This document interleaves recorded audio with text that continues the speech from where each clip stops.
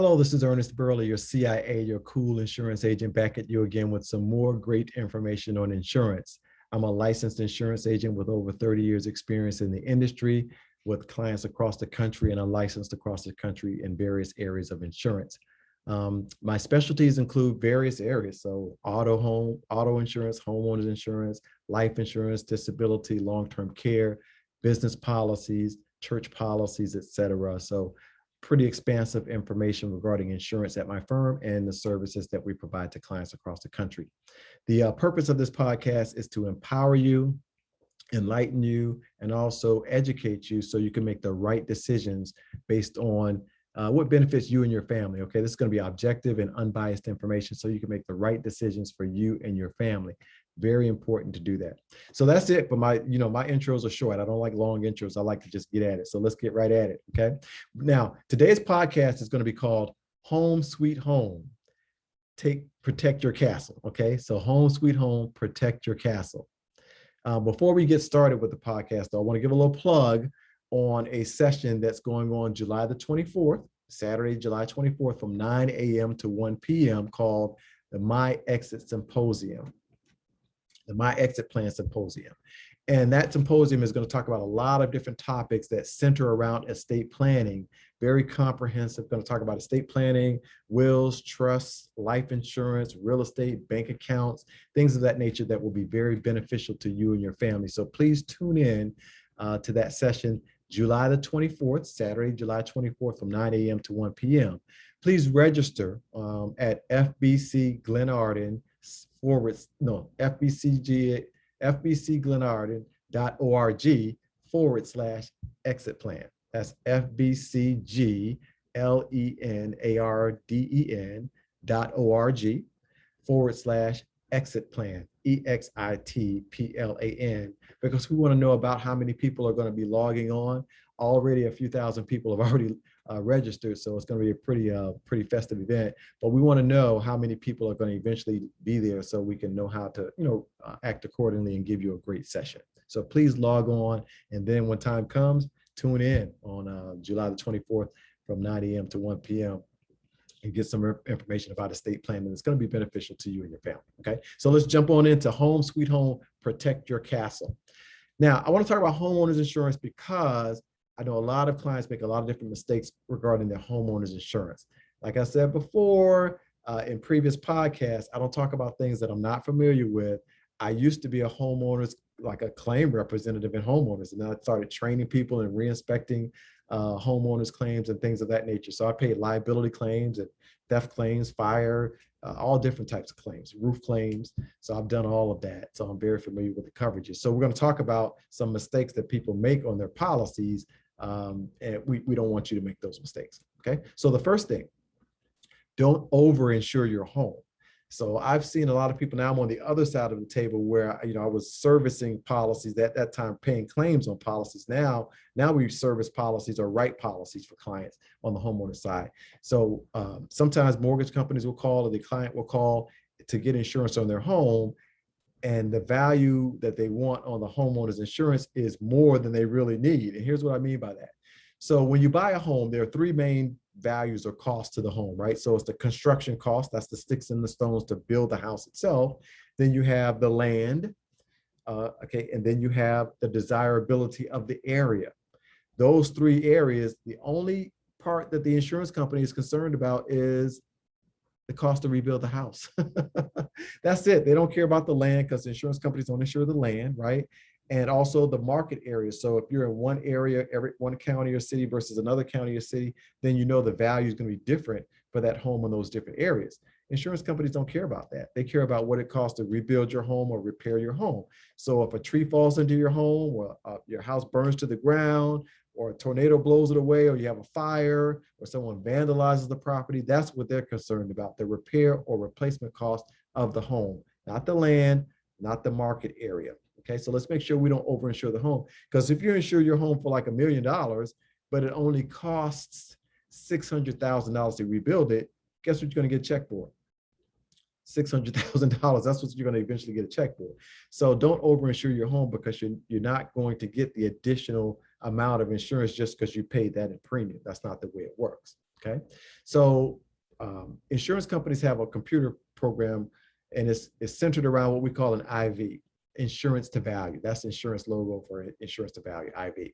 So we put the information into the computer, the age of the home, the square footage, how many bathrooms and bedrooms, and the type of flooring you have and all that kind of stuff, type of roof, whether you have a garage or not. And the computer will tell us about what it costs to rebuild that home. So that value is going to be pretty accurate.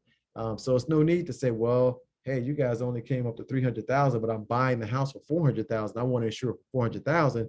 You're wasting premium on $100,000 because it's not going to cost that to rebuild the home, because that additional 100,000 is for the land and the desirability of the area. That's what those three values add up to, for the construction cost, desirability of the area, and the land.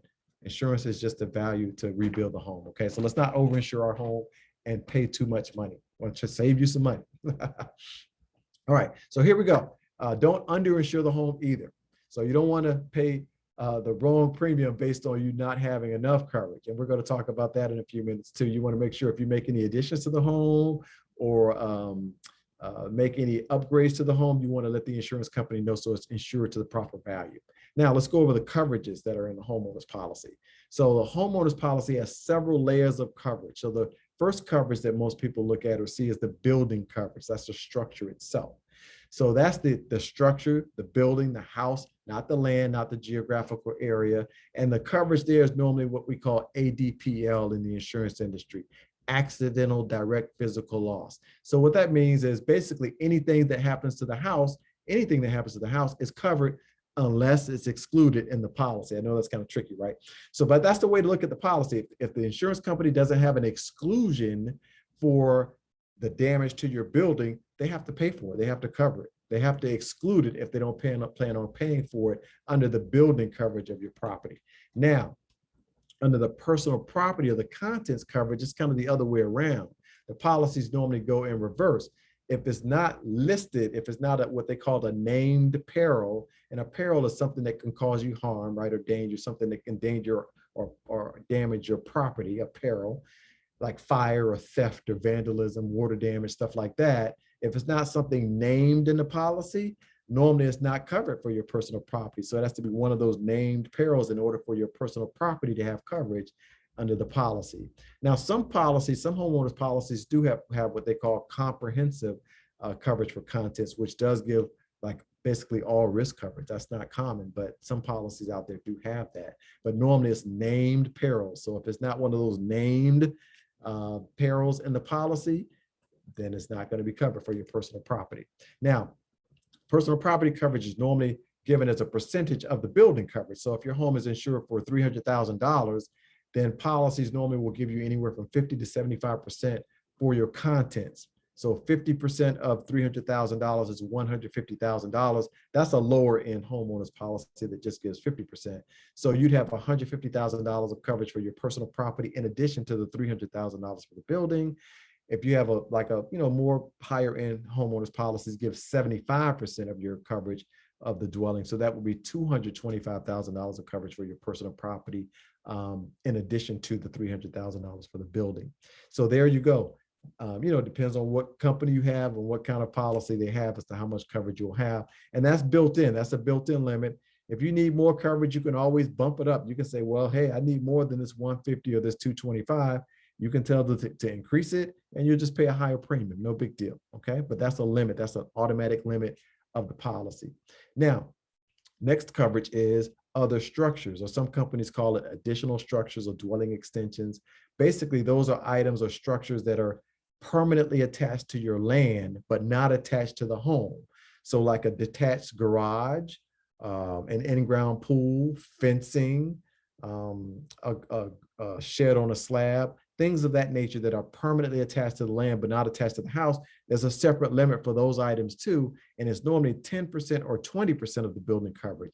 So if you have a $300,000 home, 10% of that is $30,000 that is allowed for these other structures or additional structures on your premises. So you want to make sure you have the right amount of coverage for those items, right? Some companies give you 20% dwelling extension or additional structures coverage. So 20% more on the 300,000 will be $60,000 of additional coverage for other structures you have on the premises. Very important to make sure you, I mean, that's normally enough for most people, but sometimes it's not. Say if you have an in-ground pool or you have a gazebo or you have a large yard with some expensive fencing, you can gobble up that limit pretty quickly. And if something comes through and burns it down or blows it away, you're going to be paying out of pocket because you don't have enough coverage because of that limit. All right, next coverage, medical payments coverage. So medical payments coverage is something that's built into the policy. It's normally $1,000 limit, and it's for injuries to people who, injure themselves on your premises as a visitor, right? Not for residents. If you're an insured person or you live there, medical payments coverage is not for you. It's for people who are visiting your home and they injure themselves. It pays regardless of liability. It's kind of like PIP coverage or no fault coverage on your auto policy. So that limit is normally $1,000. I normally recommend clients bump that up to $5,000 to give yourself, a little cushion for people who may injure themselves on your premises. Okay. Now, liability coverage, that's another coverage on your homeowner's policy. That basic limit is $100,000. I normally recommend clients bump that up to $500,000. And also I recommend an additional umbrella policy over and above that. I think I'll do a separate podcast on umbrella policies. Basically, umbrella policies are excess liability coverage over and above, like your homeowner's policy, your auto policy, if you have a boat policy, other properties. So it's a great policy to have, and they're very inexpensive. They're like a couple $100 a year. Very worthwhile to have that. So you should have an umbrella policy in addition to the liability that is built into your homeowner's policy. So that's another segment of your homeowner's policy. Then you have additional living expenses. That's another big coverage in your policy. We call it ALE in the insurance lingo. ALE, additional living expenses. And basically that coverage kicks in when your home becomes uninhabitable because of a covered claim. So say you have a fire, you can't live in the house because of the fire, or a tree falls through the house, or a tornado, or whatever happens, severe water damage, and your house is uninhabitable. This part of the policy pays additional living expenses, which means it will pay for additional expenses you incur because you can't live in your home. So if you can't live in your home, you're probably going to be in an apartment or a hotel. So that's an additional bill. The insurance policy is going to pay that. Normally we'll pay up to 12 months, some companies 24 months, right? So different companies have different limits on there. But the lowest is normally a 1 year period of time that they'll pay up to that until your home is repaired, right? Now, here's a little funny thing on additional living expenses though. So it's additional living expenses. So I've had clients where they've gone out and they had a fire, they have to live in an apartment. So we pay that bill, okay? You got your mortgage, still got to pay that. The additional living expense is the rent or the bill at the hotel. So that's another maybe $2,000 or $3,000 a month. And then a lot of people eat out a lot more when you're not living at home. So that's an additional living expense. But here's what happens when you turn in your receipts to be reimbursed for that food, for that eating out. What the insurance company is going to do is say, well, how much do you normally eat? What's your normal grocery bill? So your normal grocery bill might be like $500 or something. And now you have receipts for $700. Well, they're going to say 700 minus 500 is 200, because $200 was your additional living expense because you had the $500 you would have spent on groceries anyway. So some people got a little testy at me when I did that, but I was like, this is addition. It's not like you just go live high on the hog and you got free eating for a couple of weeks or a month or whatever. It's funny. So just know that, okay, it's additional living expenses. And it's just a great part of your policy, when your home becomes uninhabitable because of a covered claim. Definition of an insured, very important. A lot of people get tied up here where you have people just cohabitating, basically girlfriend, boyfriend, fiance, whatever. If a person is not a minor or related, then they're not a named insured on a policy normally. So you need to add the person onto the policy. So if a claim happens, there's a fire, someone breaks in and steals stuff, tree falls through the property, somebody's property isn't covered. Of course, all the property is going to get added to the claim. His and her clothes, his and her jewelry, his and her computer, all that stuff gets added in. But if the non-related person is not added to that policy as a named insured, then their stuff is not going to be covered. So make sure you don't get caught up in that situation, okay? Know the type of building coverage that you should have based on the type of home you have. So if you have a single family detached home or a townhome, coverage is going to be the same there. You're responsible for the roof, you're responsible for The siding, you're responsible for the inside and the outside of the home because you own the entire structure of the building. With a townhome, you're just connected to someone else, but you still have your own roof and your own siding, your own brick front or whatever. Now with a condo, it's a little different. You're responsible for the inside of your unit. So the floor coverings, wall coverings, and ceiling coverings. But you still want to make sure you have adequate coverage there because a lot of people underestimate that. So you got your hardwood flooring, your tile flooring, or whatever it is. You have your tub, your cabinets, your electrical fixtures. All of that stuff adds up. So you want to make sure the building portion of your condo policy is adequate also. But the outside, that's not your responsibility if it's a true condo, because you pay a fee every month for your condo fee, right? To pay for damage to the roof possibly, or the siding or the windows and things of that nature. That's not something you're responsible for under a condo policy, okay? Very important that you know that. Now, settlement, loss settlement, replacement costs minus what they call depreciation is what they call ACV, actual cash value. So when insurance companies settle a claim, whether it be for a theft or a fire or whatever, they're going to look at the replacement cost. And if it's a small claim, if it's just $1,000 or whatever, they're going to pay that minus your deductible, of course. They'll pay that outright with no depreciation. But if it's a large claim, say if it's $20,000, $50,000, $100,000, $10,000, they're normally going to take depreciation, which means they're going to pay whatever the value of it is currently, what the worth of the item is, whether it's carpet or your pants or your electronics or your furniture. They're going to depreciate that to what is worth today. And then it's up to you to replace the item or repair the item and then submit receipts, and they will reimburse you for the depreciation that they took against the item. So it's important that you know that, okay? Duties owed to the carrier. I talked about that earlier. That's a part of the policy. If you make a certain amount of upgrades to your property that increase the value beyond $5,000, then you need to let them know, because you might end up holding the bag. I'm telling you about this from experience. Like during Hurricane Andrew, I was still in Miami. I'm from Miami, and we were processing claims, and people had added all these additions to their home. They had a sunroom and a second level that we didn't know anything about, and it was just kind of crazy. There was a lot of additional stuff added onto the property that people didn't have insured, and they were underinsured because they just didn't let their insurance company know about it. So they ended up holding the bag there. It wasn't a good situation. All right, now some key endorsements and discounts. Backup of sewer and drain coverage. You always want to add that onto your policy. What that does is it gives coverage for raw sewage backing up into your home. I'm not talking about just clean water, like if your tub overflows or your toilet overflows, just clean water coming out. That's normally covered under any homeowner's policy. It's called sudden and accidental discharge from within a plumbing system. That's covered under your basic homeowner's policy. But raw sewage coming in is not. That's specifically excluded. So you want to make sure you endorse that onto your policy, so if that does happen, you have coverage for it.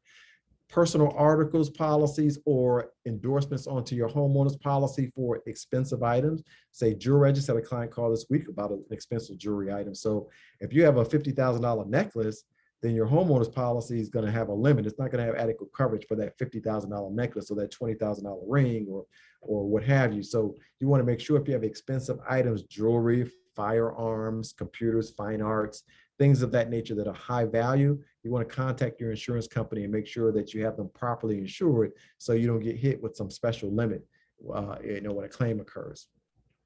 Workers' compensation, that's another endorsement that people need to add onto the policy, or maybe even get a separate policy if they have someone working on the premises on a frequent basis. So if you have a nanny, or you have a live-in housekeeper, or you have a caretaker that comes in a certain amount of time, and if they earn a certain amount of money or work a certain amount of hours for you, some states require that you carry workers' compensation insurance. So check the laws of your state and make sure that you have adequate protection there, because if something happens while they're within their scope of employment, they can come after you for their medical bills, et cetera.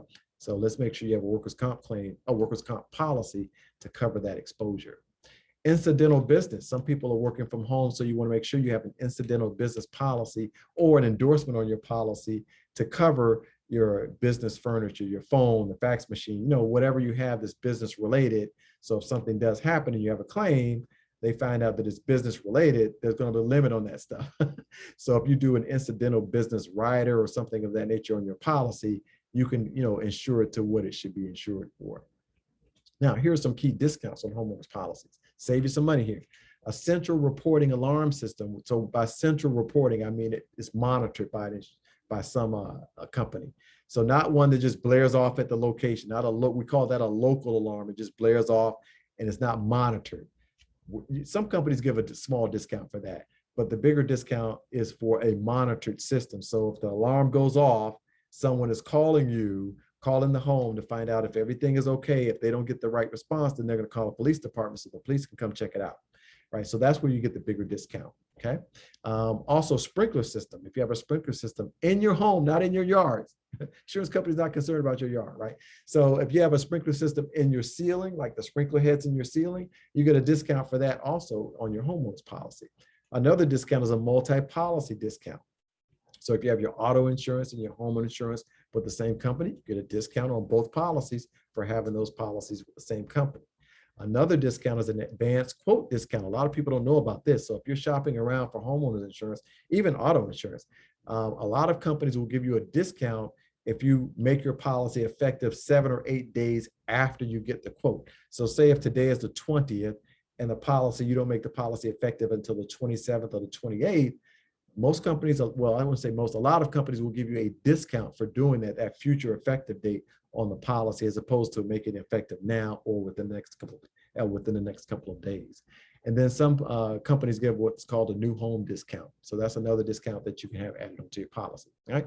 Now I have some information about flood, but I don't think I want to talk too much about flood. I'm probably going to do a separate podcast on flood, but just know that all homeowners insurance policies specifically exclude flood, which means that's a lot of water coming in at the surface level. And even the definition of flood, well, let me just go over flood real quick. So first, you don't want to buy in a low-lying area.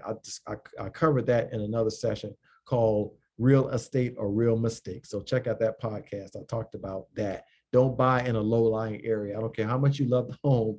Check it out and see where it is in relation to other homes. If you're on the down, you don't want to be, or if you're on a down slope, no, you don't want to be there. You want to be up higher, so water's not going to like flow down into your home, ideally. Okay.